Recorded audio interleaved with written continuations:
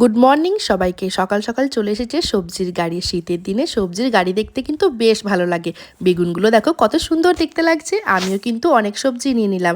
আজকে বেগুন পোড়া খাবো, তার জন্য একটা বড় সাইজের বেগুনও নিয়ে নিয়েছি, সাথে নিলাম মটরশুঁটি। সবজি তো কেনা হয়ে গেল, খুব একটা সবজি কিনে নিই, যেহেতু প্রতিদিনই গাড়ি আসে সবজির, সেই জন্য যেগুলো প্রতিদিন লাগবে সেই রকম মতনই টুকটাক জিনিসপত্র কিনে নিই। শুধু শুধু জিনিস বেশি কিনে নষ্ট হবে। তারপরেতে কিছু জামা প্যান্ট ছিল কালকের, যেগুলো শুকায়নি সেগুলোকে শুকোতে দিয়ে দিলাম।